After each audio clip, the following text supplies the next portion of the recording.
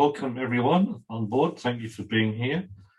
My feedback from the last time we did the webinar is that, again, for me, it went a bit too long. It was an hour and a half. Now, for some of you, that might be okay, but my aim is to try and keep it within an hour. I know we had a lot of participation last time, and that was great. I think that's important. But if you think there's too much, then please give me your feedback, and I'll modify it to suit the majority of the people. But my whole idea is to try and keep it within the hour, allowing for feedback, allowing for contribution, and we'll see how we go tonight to do that. So I've shortened the information down a bit tonight deliberately, so that we can, if we finish early, great. If not, then it is what it is. So that's my feedback from last time. Any comments on that before I move on? All right. Now, so just general questions, comments, and reports on your homework. Remember, I gave you some homework, which we're going to go into in a moment, what it was. But before we do, anyone want to share any homework at all? Any reports on your homework? Anyone? Yes, Bev? I'm still looking up homework. Oh, you're still looking. All right. Well, all right. So let me do that for you. Okay. And that might just prompt you a little bit. All right. So we asked the question, what is meditation? Now, this is not the homework necessarily. No. But you may or may not recall, I invited you to either choose something that you wanted to work on yourself, or you could do either or both. I gave you some suggestions as to what you could actually do for homework. So I'm just checking to see what we've got here. Great, okay. So this is a bit of a revision, and then we'll get to the homework session. So we don't have to answer the question, but just to link up what we did last time to this time, we asked the question, what is meditation? And we got some really good contribution there. We also said that consciousness is the key to healing, and we spoke quite a bit about consciousness, and we will do that again tonight. Right now, so we're getting few people coming on. That's good. So we're just doing a revision at the moment. Consciousness, what is it? We asked that question, and we suggested that the answer was not simple, that it was quite deep and quite involved, and that's why I wanted to make a point in the course of actually helping you to improve your consciousness, to improve your awareness, your perspective. And of course, we said that consciousness influences our thinking. And we spent a lot of time doing quotes last week about, not last week, 2 weeks ago, about the how much your thoughts affect your results in life. And as we can see, we showed you this consciousness circle, how your consciousness influences your thoughts, which influences your feelings and your emotions, your actions, your behavior, your habits, your character, your very lives, and the results you get in your lives, which then influences your thoughts, which influences your consciousness. So it's like a spiral. It can go up or down, meaning you can get better or it can get worse, just depending on how you can take control of that. So we showed you that little diagram or that little model, and I did mention that models are useful to help improve our understanding, but there's always a danger in thinking the model is ultimate truth. The model is simply a tool, a means to help our understanding, but we shouldn't be limited by it. It's only something that assists our consciousness. Okay, and we asked the question, well, how then do we improve our consciousness? And that was actually in part of your homework. So here we are, your assignment or your homework. Choose your own and or the following to improve your consciousness and thereby your thoughts and mind power for desired results. And I suggested that part of your homework could be to see everyone and everything as perfect. Now, I also mentioned, and I'm not repeating myself, that when I first came across this principle, I struggled with it. I think, well, everyone and everything is not perfect. So, why should I try and do that? And I didn't see it, my perspective, my consciousness, I didn't see it the way it was meant. And that's what I want to try and get across again tonight for you, it's how you look at things, your perspective. So you try to see things more perfectly, people and everything, by placing God in the formula or in the equation. So we talked about your choice is your greatest asset, your greatest power. So you can choose to become more aware of and experience, that is, see or feel God's love, His power, His perfection, His presence, His beauty, His harmony, His purpose, His work, etc., in all things and all people, including you. So you don't need any extra time to do this. I know we talked about meditation, where normally with the normal meditation, you do need to take time out to meditate and to, some people like to try and not think about anything to keep their minds completely blank, so to speak, and that's fine. But then, as Sandra was telling us with her experience, she was doing that, and then she had a great awakening, a great realization that came to her about something. So I think keeping your mind focused on one thing is the idea, and then you allow revelation or inspiration or intuition, I think she called it, intuition, to actually give you that information that you need. Now, we also suggested, I'm just moving on now, I suggested just 2 characteristics of God at one time. You can use different ones for different situations. There's no hard and fast rule. And I just gave you some examples. In other words, to try and see God's beauty and harmony in nature. And I mentioned a moment ago how in meditation, the idea is to quieten your mind and relax your body so that you have more control of your mind. Well, with these exercises, you can do them in whatever place you are or whatever you're doing. You don't have to go into meditation for it. You can if you want. But wherever you are and whatever you're doing, you just look around and you try and see the beauty and harmony in nature, in the birds, listen to the birds singing, the flowers, the ocean,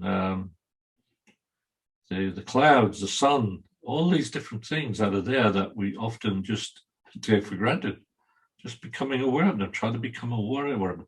And this is what actually helps improve your consciousness, because you're seeing God more than you would be otherwise. You're seeing God more in everything.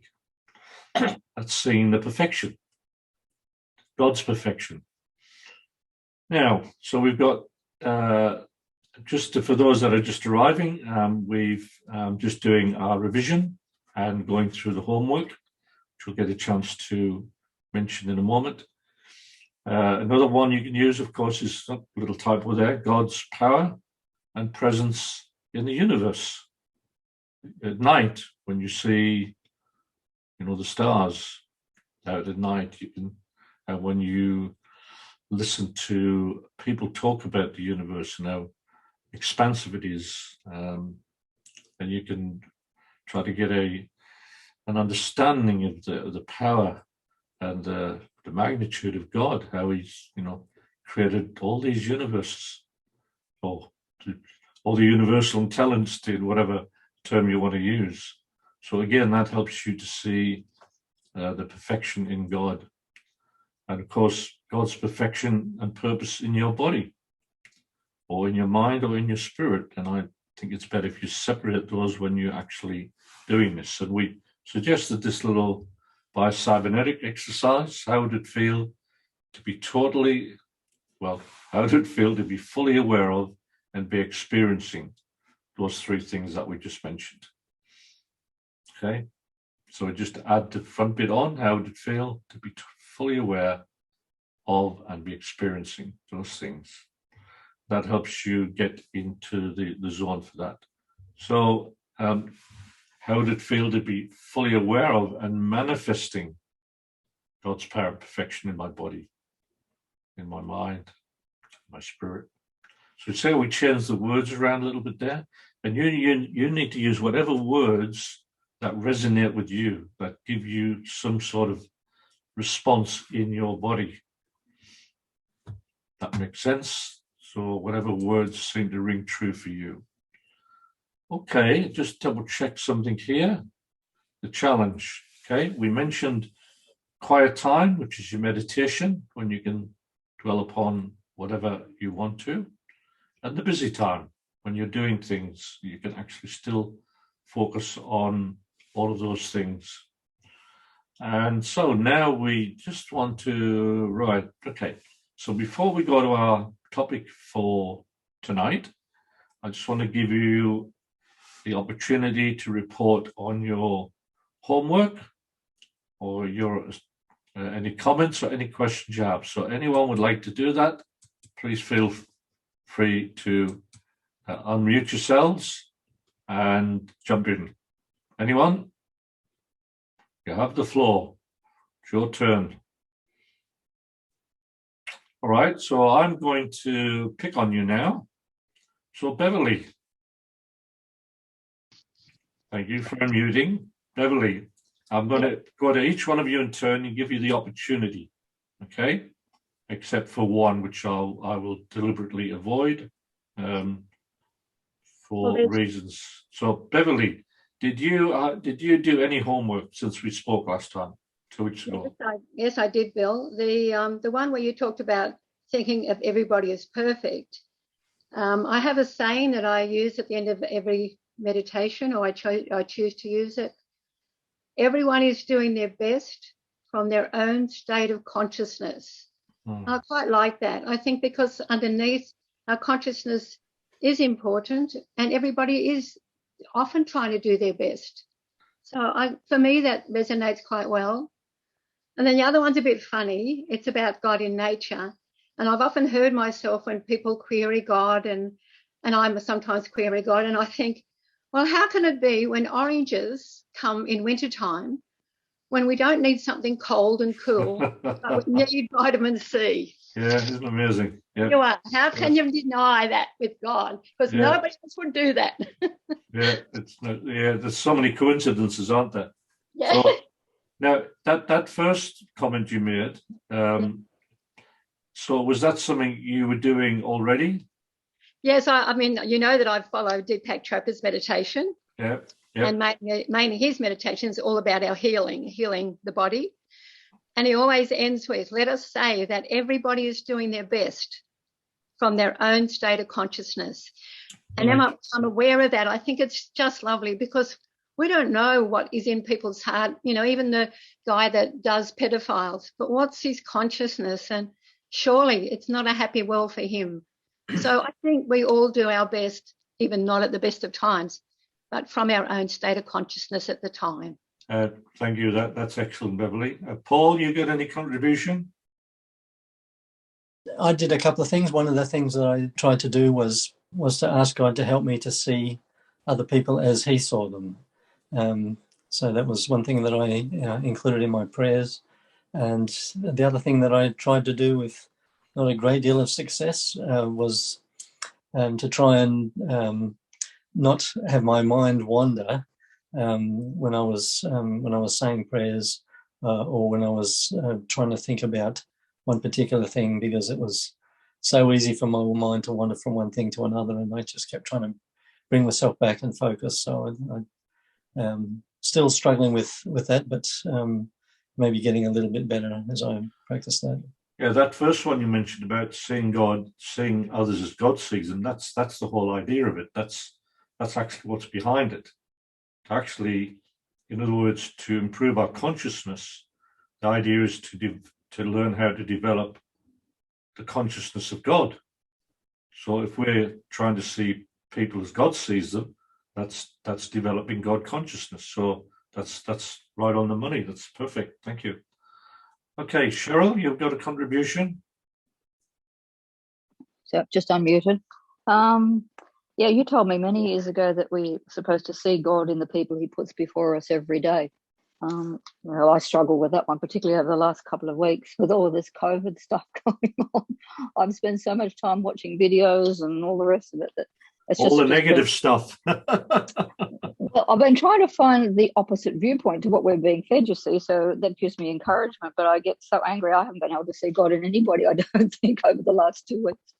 So, yeah, I did my homework, and I meditate at least, probably I try and meditate a couple of times a day, just depends.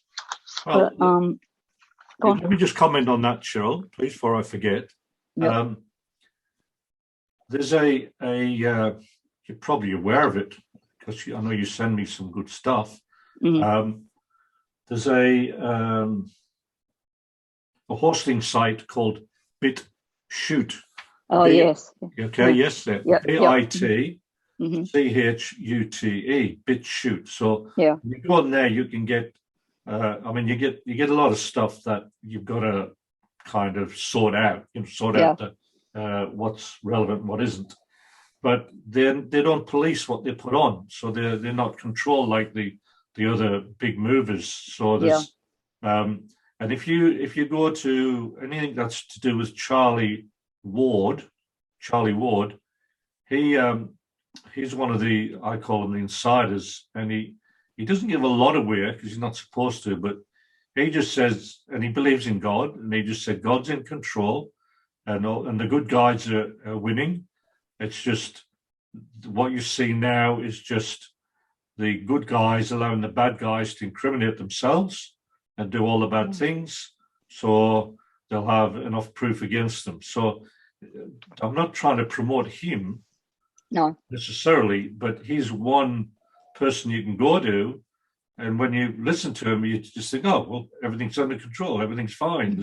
It just gives you a much more positive slant on everything. You just know everything's going to be fine. You know, he talks about these med beds that cure everything. Everything's going to. And I'm thinking, well, I hope he's half right, but it's just I like listening to him because it just gives me more hope. Yeah, more hope and more faith. I know God's in charge. Yeah. I know that ultimately, but it's kind of like I don't always understand everything God does. So at least listening to a mere human, and from where he's coming from, and he's got 15 million followers.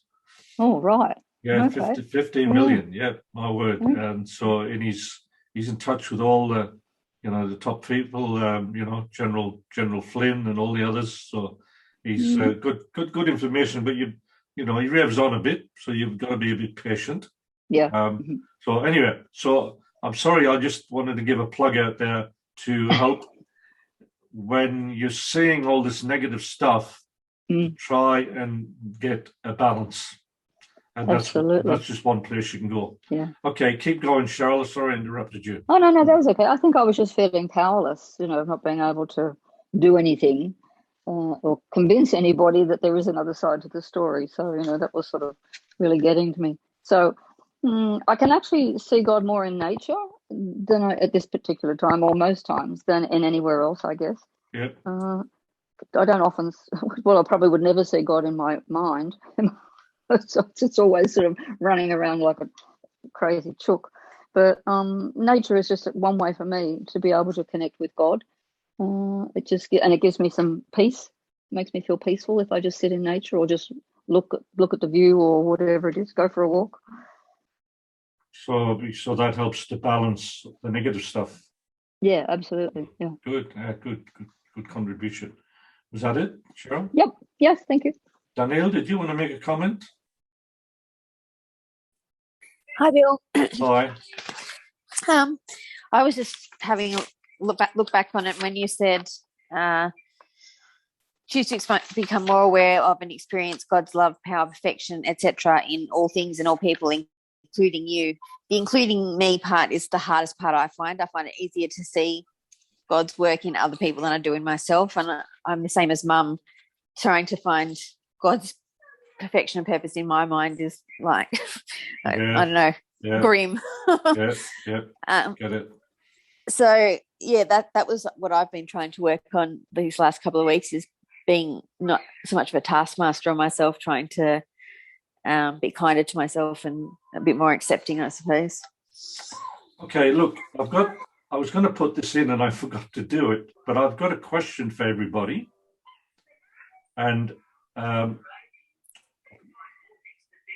it's something I heard a long time ago, and I'm probably mucking it up a little bit, but anyway, the question is, or the comment is, I know I'm special because. I know I'm special because. Why do you think? What would be the answer to that? There's no right or wrong answer. There is an answer which I'll give you, but anyone want to try and finish that off? I know I'm special because. Anyone? Just jump in and try and finish the sentence. I know I'm special because. All right. So I'll finish the sentence. Nobody wants to. Because God don't make no junk. Danielle?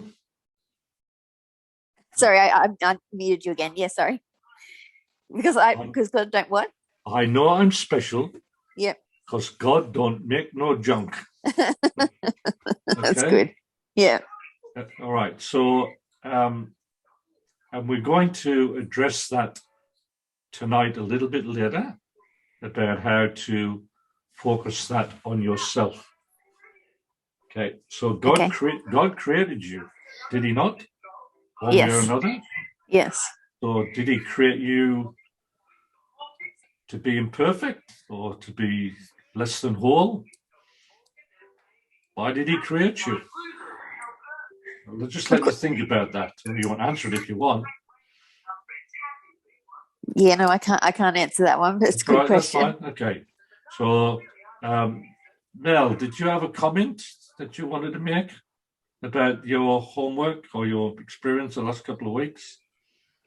Let me just reply to the last one. I forgot already what did you say about the junk bit. Why did He create me?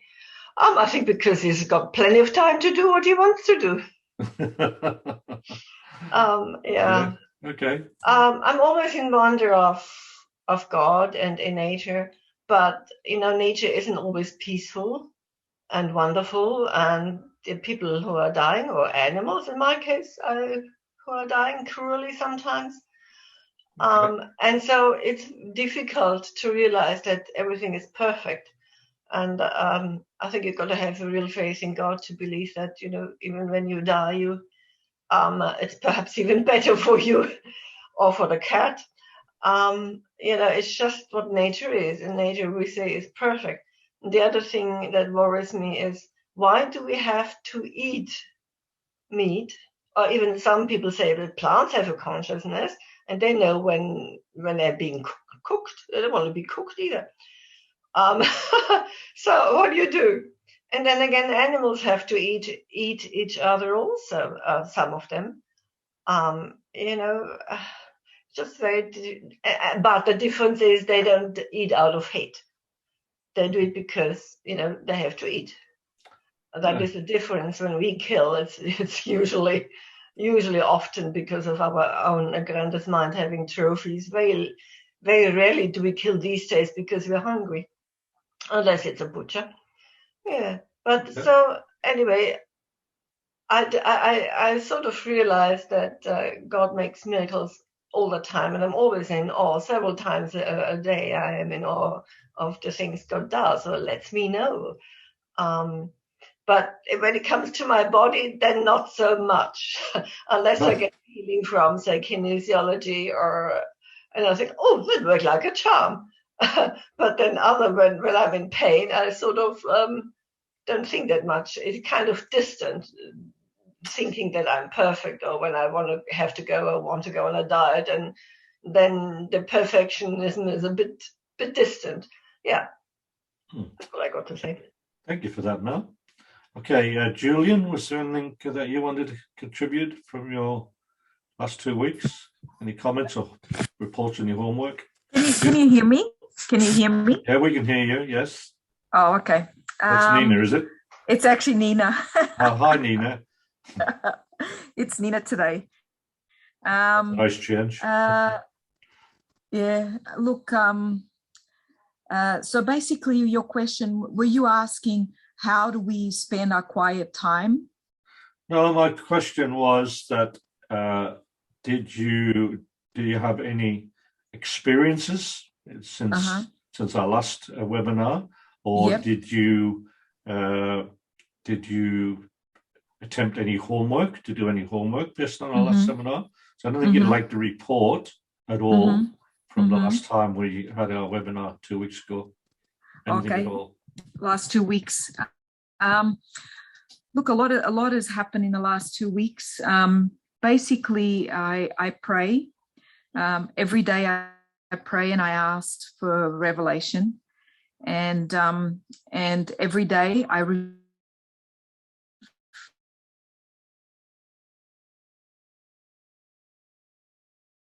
things, and I be given to me, and that it would appeal. There's nothing that I need to take to make myself better or to make my husband better. And so I've been sort of trusting what I receive every day and just giving it a go.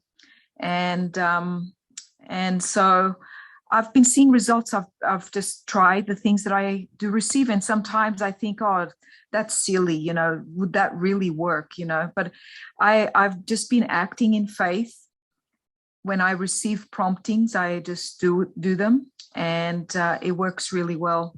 So I think it's just trusting little things that you get throughout the day. You just, it's like a little voice saying, do this and do that and do this and do that, and just sort of following those promptings. And as silly as they think they could be, you just give it a try. Don't judge it. Just try it. Because for a long time I was looking for some kind of supplement that was going to help, some kind of medicine that was going to help, and just realizing it's none of that. It's actually it's other things that we need to do, and spending time relaxing is so important, for sure. And I've realized that I finish my day. I'm seeing a lot of signs of healing, and it's from actually spending time where I'm just really not doing anything. I'm relaxing, and a lot of the time I'm praying, or I'm just staying still, not really doing much. It really helps the healing process. I can be more specific if you'd like. But that's excellent. Thank you. That's really good. Yeah. Okay, so let's move on now with tonight's topic. Thank you for all that contribution. It's very helpful, I'm sure. All right, oneness with God. Paul, would you like to read that for me, please? Connecting to God's power. We are not the power, but the wire, the medium to connect and transmit that power. Right, I'm going to talk about that because it's actually quite important for our consciousness. So, the law of electricity. Sometimes the laws can be personal, sometimes they can be impersonal. For instance, electricity, as we mentioned last time, is a wonderful resource to us. Imagine what life would be like without electricity. But electricity can also kill you too. So does that mean electricity is good or bad? It's impersonal. It just depends on how you use it. So yes, it can kill you, or yes, it can make your life absolutely, so much better with electricity. So a lot of the laws are like that, like electricity. They are impersonal. And we have to look at a lot of the laws in the universe that if we don't use them properly, then they either won't work for us or they can work against us, like electricity can. So it's knowing how to be able to use electricity. Now, that's what you said, the impersonal versus personal law. So can you actually see electricity? I don't know. Would somebody like to answer that? If we've got somebody who's Paul, can you see electricity? Can you see it? I don't think so. You can see its effects. You see its effects. That's right. And the other question is, can you see steam? Yes. No. Okay. Anyone else want to answer that one? Can you see steam?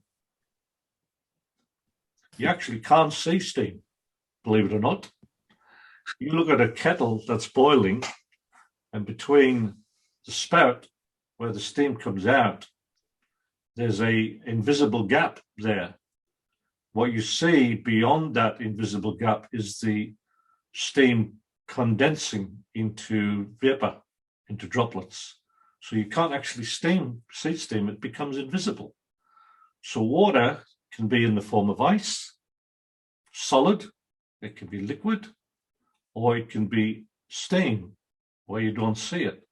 And so again, if you recall, steam used to be a source of power, steam engines, steam locomotives. So steam used to be a source of power. And water is still a source of power because it actually helps to generate electricity. So you can see the effects of their power, but you can't always see the power itself. That's actually very similar to God's power. You often do not see God's power, but you can see the effect if you look for it. So it's an important concept to grasp, to be aware of the effect of God's power, even in your own body. Okay, so I've got some scriptures for you. There's more than I would have liked, but I have a very strong purpose in sharing this with you, again, to influence your thinking. So Jesus said in John 10:30, I and the Father are one. Now we're going to elaborate on that in a moment, but what do you think he means when he says, I, that is Jesus, I and my Father are one? What does he mean by that? Anyone just want to have a guess? Anyone at all?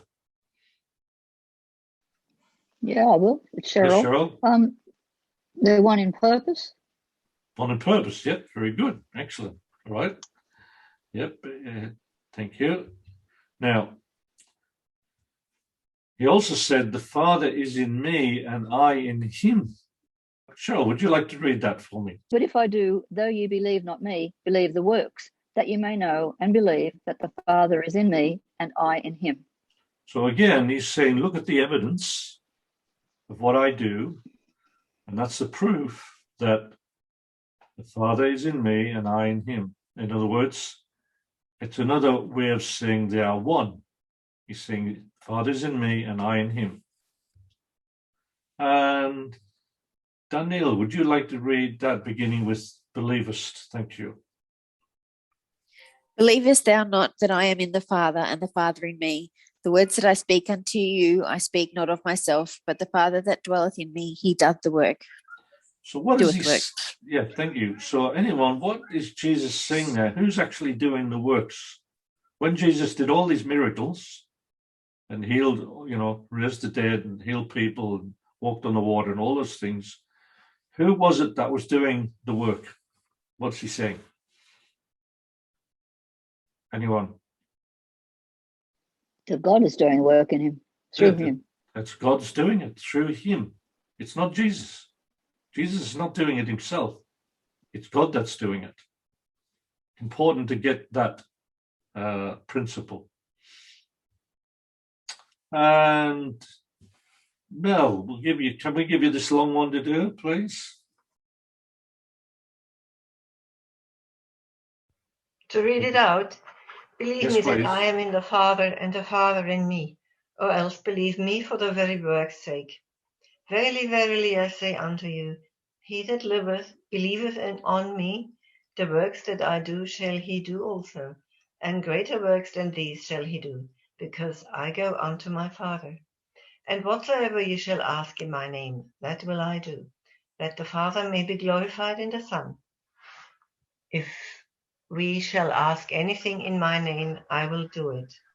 Okay, so what do you think is the important point that we're making with this particular scripture? What's he saying? Rather than repeat what we've already explained, there's something else in there that we haven't touched on yet. Anyone? That you can do. Sorry, go on. Whoever it was, you go. No, I'm sorry. I thought it has something to do with trust. If you trust that, it's self-confidence sometimes as well. If you trust that what you want to achieve, and you trust that God is helping you, then you have more of a chance of succeeding. Okay, thank you. Cheryl? Well, I was just going to say that we too can do all the things that Jesus did, that we can do if we believe and ask the Father for that. Excellent, thank you. Yeah, that's the point I wanted to make. He that believeth on me, the works that I shall do, I do, shall he do also. So even though Jesus did all those amazing things, he's saying we can actually do them as well. All right? And Jesus Christ in us, at that day ye shall know that I am in the Father, and ye in me, and I in you. Would someone like to comment on that one? That Jesus can be, if Jesus is in the Father, he can also be in us, we in him, and him in us. Anyone want to comment on that? I think that is talking about unity and the relationship that we have with God and with the Saviour. And I guess it goes, if you follow that injunction to look unto me in every thought, and doubt not and fear not. If we look unto God in every thought, it will help us to have the mind of God, like we talked about last time. Yes. Okay. Yep. Excellent. All right. Thank you very much, Paul. Can I just say, Bill? Sorry, Yes. Cheryl here. It sounds like the Trinity.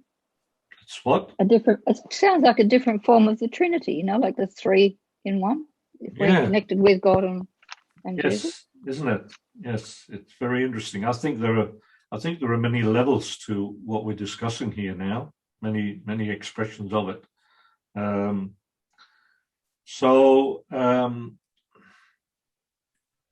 Nina, would you like to read that, please?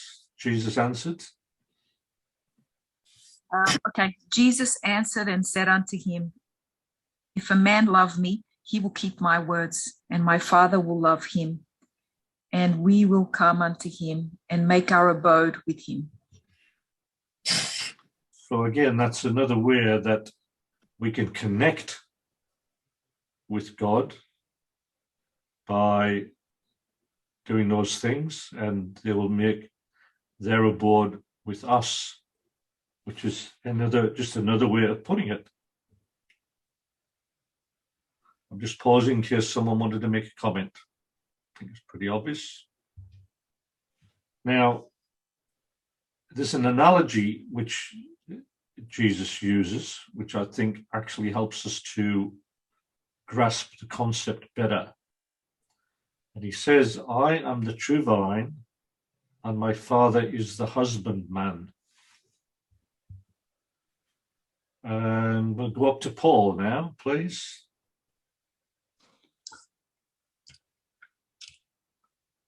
Abide in me, and I in you. As the branch cannot bear fruit of itself, except it abide in the vine. No more can ye, except ye abide in me. I am the vine, ye are the branches.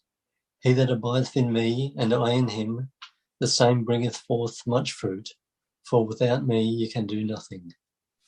So can you see how our connection to God is so important to access his power? What did we say about electricity right at the beginning? That you can't see it, but you can see its effects. Yeah. And we are not the power. We are simply the wire through which the electricity can be transmitted to provide whatever you need to work from the electricity, whether it's a light, whether it's a heater, whether it's an oven, whether it's your fridge, or whatever it is that you need electricity for. We are simply the wires. And in case this is an analogy, of course it has its limitations, but the whole idea is to help get our heads around it. So anyone want to comment? Paul, you want to comment on that, about the branch and the vine? Just thinking about that, we really can't do anything of ourselves, because it's the power of God that gives us the breath, or lends us the breath to live and move and act each day. And without his sustaining power, we'd cease to exist. So that was one thought that came to mind with that. So Okay, thank you. I don't know if that's what you're looking for, but No. I'm looking for whatever is going on in your head, because the idea is not to be influenced totally by what I'm presenting, but to what actually happens inside your mind as a result. What goes, like Nina was saying, how she gets revelation even in the little things every day for herself. Does anyone else want to comment on this scripture before we move on? All right. Yes. Yes, go ahead. No? There's another phrase in the scriptures: by their fruits you shall recognize them. Okay, good one. Yeah. Yes. But then you do wonder, what fruits? Who knows the fruits? If you look at another person and you don't know them too well, how can you tell how spiritual they are? Yeah. And of course, we do have to keep in mind that one of the purposes we're here upon the earth in our lives is to learn. We're here to learn. It's like a school, and it takes time, and often we make mistakes and we get things wrong. So, and sometimes we learn more from our problems and our trials and our afflictions than what we do from when things are going really well in our lives. And I think that's critical to get our head around, is that even when things aren't going well, that there's a purpose there, that we can learn from it. And it's not, and I admit it's not easy. It's because I've struggled with that too. Because again, I get caught up in, I just want this to be over. I just want to come out of this. But like we mentioned in one of the early webinars, what can I learn from this? And I know that's a cliche, and we know it, and we've heard it so many times, but we have to keep being reminded. I don't know about you, but I do, because I forget. My problems tend to dominate instead of turning them into lessons to be learned. Okay, thank you, Mel, for that. Okay, and we're not almost finished the scripture side. Bill, can I just say? Yes, please, Beth. Sorry. my understanding with a lot of those is we are here to learn, and the ups and downs are what are our teachings from God. Yes. So often we learn because we need that down time or that downward spray to say, what is going on here, God? And then when we ask the question, and then I think that's when it comes through that we're not doing it right. We're not doing the way that we can do in fullness of God's work. So I think the learning is all the way through those scriptures that we've just done. The learning of why am I here is to learn. And through God, we learn. And it says, yeah, sorry, keep going. No, that's all I wanted to say. Okay, thank you. And as you can see there, the whole purpose of it is that our joy may be full, so that we can have the maximum joy in our lives as we approach things the right way. Okay, so I thought that was the end. It's not quite. Beverly, you've got the floor. Would you mind reading that, please? And now? I'll try. Here we go. And now I am no more in the world, but these are in the world, and I come to thee. Holy Father, keep through thine own name those whom thou have given me, that they may be one as we are one, as we are. Yep, so there's that oneness again. I just wanted to emphasize that's what he's asking the Father, okay, to help us to be one with Jesus, okay, and with Heavenly Father, that there may be one as we are. And what is God's will for us?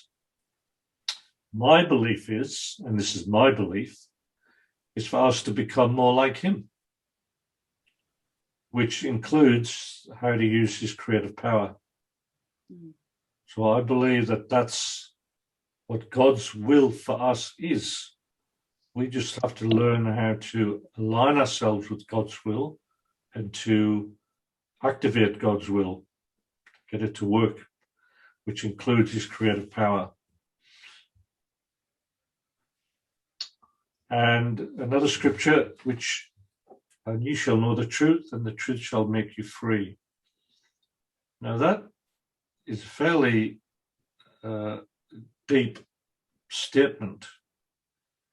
So I'm going to ask some of the group to make some comments on what that means to them, because I'm sure it means different things to different people. So anyone want to make a comment on what that means, how the truth makes you free? How does the truth make you free? I actually wanted to, still on the previous scripture about abide with me. Yes. Yes, Mel. I was really thinking about what that meant. And what I've learned is that in moments where I feel like I cannot do it on my own, it's too much for me. Yes. Yes. The lesson that we need to learn is that we are not alone. And so if we ask to have his company with us, he will be with us. But we need to stop pushing him away and invite him to be with us. Invite to have Heavenly Father or Jesus, have them both with us, when, especially in those moments where it's just too much, that we cannot do it. And I think that's why we get these trials, is for us to learn that we are nothing without them. Excellent. Good point. Thank you, Mel. Okay. So coming back to my question, anyone want to make a comment on why the truth makes you free?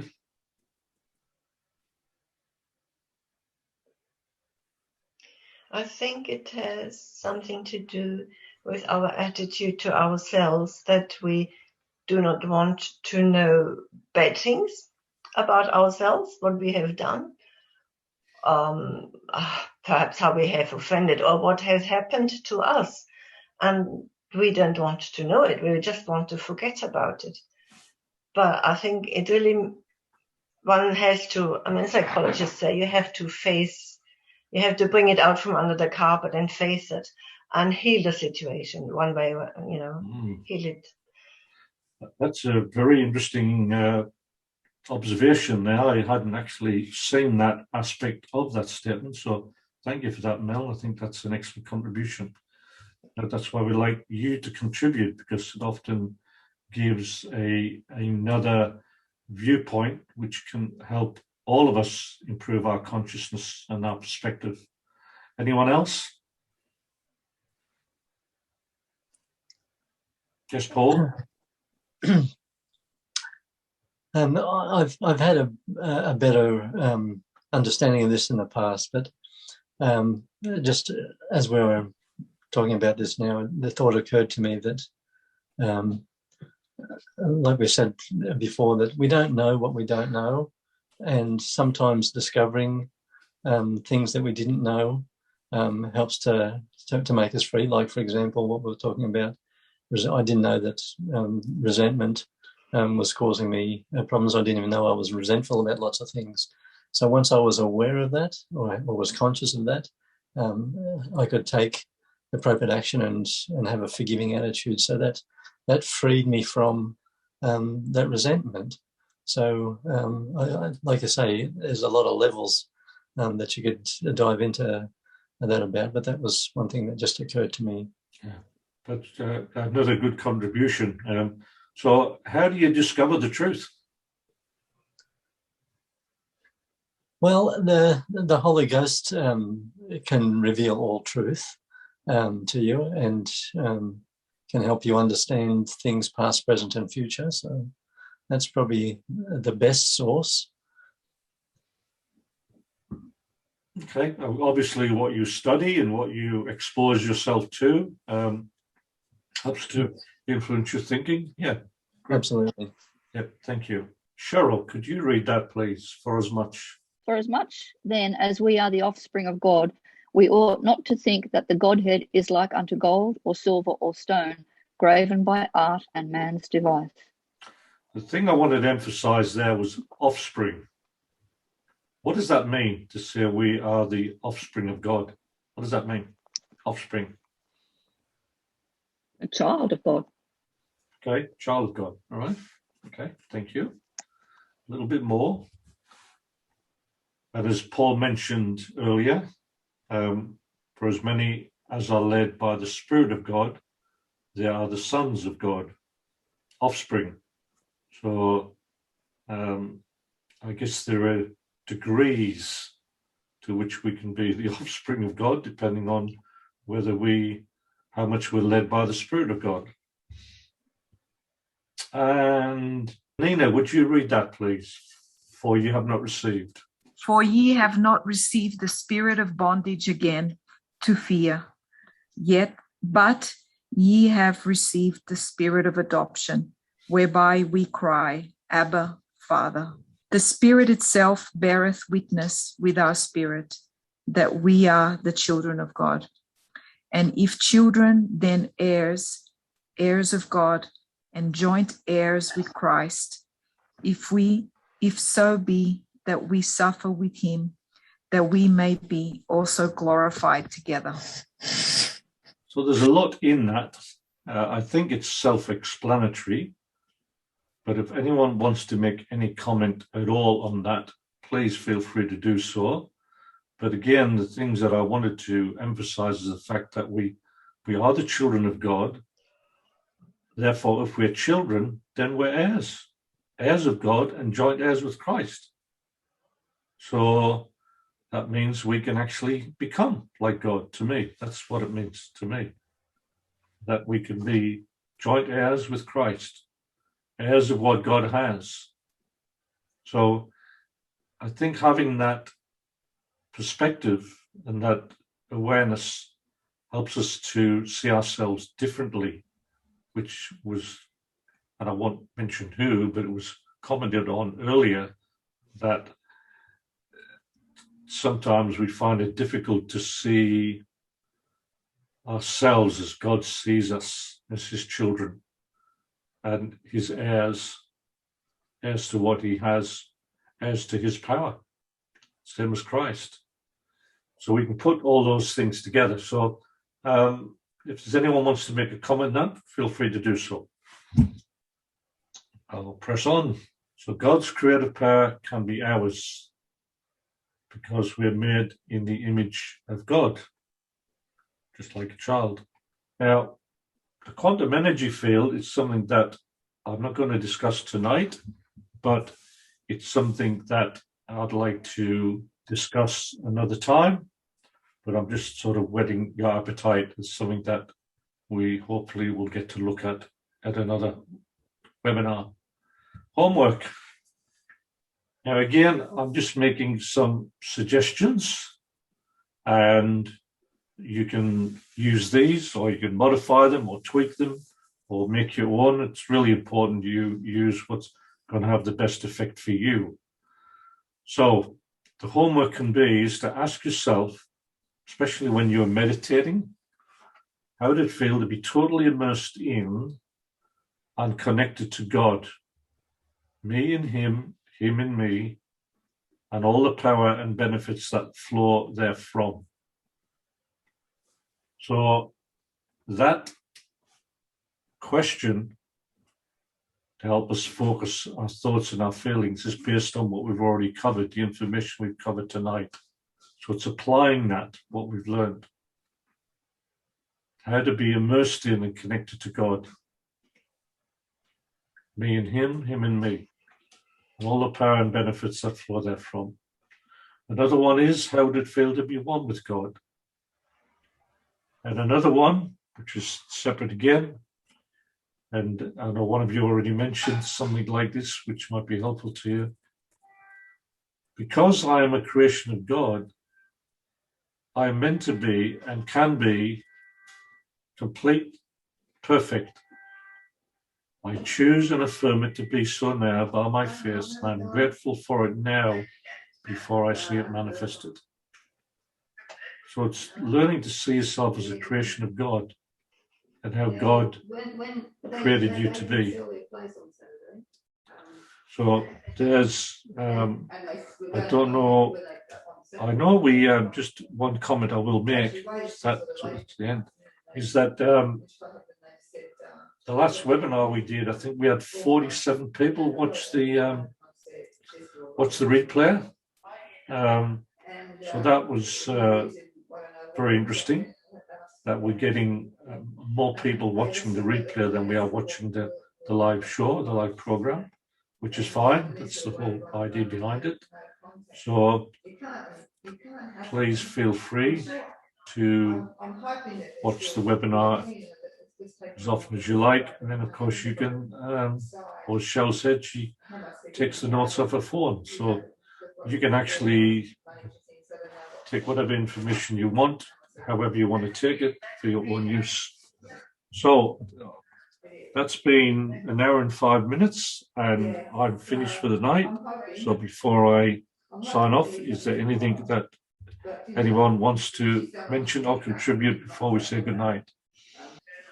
Just to thank you, Bill, for putting this all together. We appreciate your time and effort putting all this together for no monetary remuneration. So thank you again. My pleasure. Thank you, Paul. Anyone else? Thank you. Thank you so much, Bill. Okay, thank you, Nina. Bill? Yes. If I, Yes, Bev. yeah, sorry. I'm just looking back there. It'll just be quick. When you say the truth, when it came to the truth, and free, to be free, is free then the knowledge of forgiveness and feeling how it feels when you forgive totally yourself and others, and the love and gratitude that comes to your heart. Is that the right way of looking at that? I think that's one way of looking at it, for sure. And I think it's a very good way, because when you don't forgive, you are a prisoner. Yeah. You're definitely a prisoner. You are not free, because you're having all the negative effects of not forgiving, all the resentment and the bitterness and the other things that you could describe. So it frees you of those negative feelings. Now, a lot of the healers believe that disease begins in the mind, not in the body. Yep, yep. Okay, now whether that's completely true or not, I don't know. But what I do believe is that it's certainly a large part of why we get sick and why bad things happen to us is because our thinking's not right. Yeah, I believe that. And sometimes we mentioned earlier that often that's subconscious. We're not even aware of it. Yep. Like the number of comments that I've had from people saying how they weren't aware that they were carrying the bitterness or the resentment. That once they realized that they needed to forgive others as well as themselves, the difference was quite dramatic. So that's knowing the truth. Yeah, so that's it. Yeah, that is the truth, isn't it? Yeah. That's knowing the truth. But as Paul said, Paul Winkler, not Paul the Apostle, as Paul said that you don't know what you don't know. No. So you don't know what you don't know. No. And so that's why it's important to be studying and keeping your mind open so you can come to know the truth. Yeah. And and what that then prompts you to do with it. So what that question that you asked, I think it's not limited to that, but I think that's certainly part of it. Yeah. No, that makes it simple and easy to work with then. Yes. Yeah, thank you. Yeah. Anyone else want to make a comment before we say goodnight? I'd like to say something. Yes. So I learned this week that that to use these 4 lines. I'm going to type it so everyone can see it. In the chat bar. Okay. Yep. I'm saying just learn whenever you think you've upset someone, be quick to say, I'm sorry. Please forgive me. I love you. And thank you. But is that hard for some of us to do? Very, very hard. Because I think sometimes the people that upset us, we don't love them. And it's very hard to also accept that you've even upset them. I think it's really difficult. But I just thought I learned this week, and I've been trying to use it as much as possible. And it's just those 4 simple lines. I'm sorry, please forgive me. I love you, and thank you. Sometimes with people that just want to argue with you, if you keep it really short, you won't have any fights. And that's all I wanted to say. Yeah. Oh, it's a good example. Thank you for that, Nina. That was good. Okay, anyone else make a comment before we all get an early night? No. Okay, so thank you all for attending. I'm not sure of my plans in 2 weeks' time, so we'll have to let you know whether the next one is in 2 weeks. I'll just sort of give you that advance notice in case I'm not available. I won't go into details, but that's just a possibility. So we'll see what happens. So, all right, I've just gone through the chat bar, and everyone's great. Okay, so good night, everyone, and Good night, Bill. do your homework, and we'll hear from you soon. Love you Good all. night, Bill. Thank you. Bye. Love you too. Bye. Bye. Bye.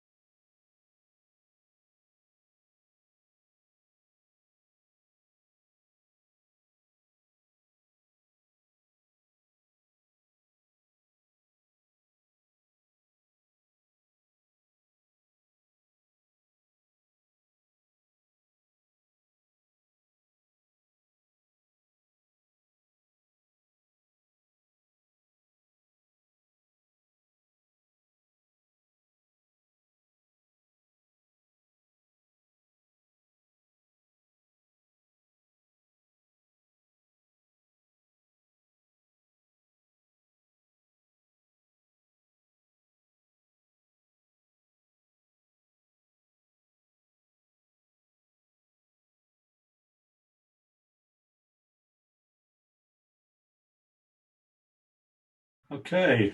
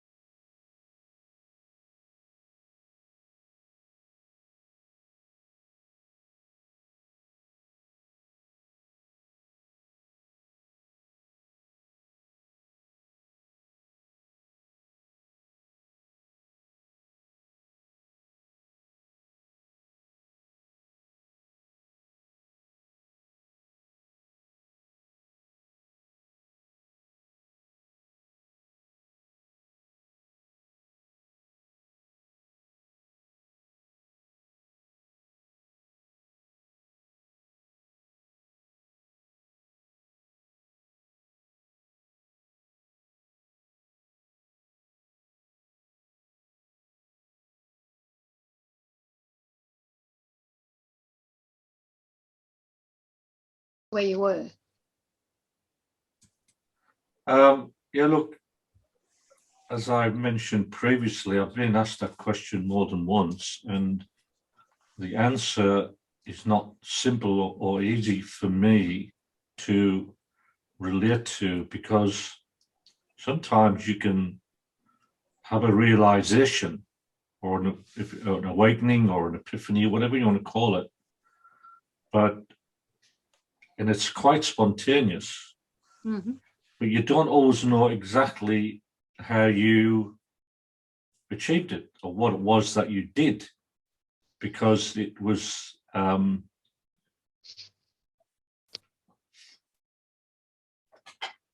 it's all right, I'm just looking at the screen. I'm getting just distracted there looking at the screen.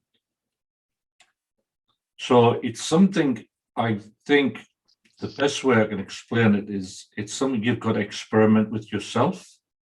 You've got to go into your thought processes, and you've got to practice focusing on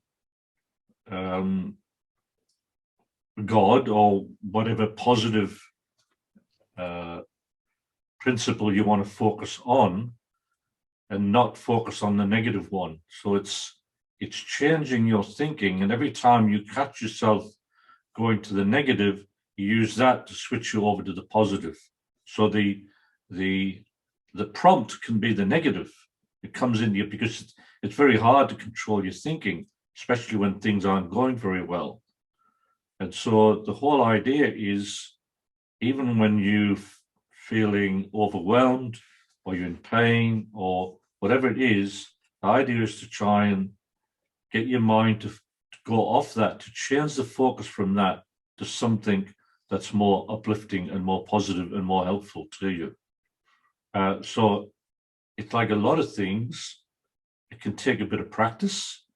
And even now, I can still struggle with it myself, because you get so immersed in your issues and your problems, it's hard to pull yourself out of it. And sometimes you forget to do it. Sometimes it's a question of remembering and to keep practicing it. I don't know whether that's answering your question or not. So if it hasn't, please sort of ask the question in a slightly different way, and I'll try and answer it.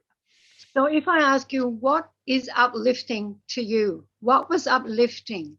What did you feel? Okay, all right, it's a good question.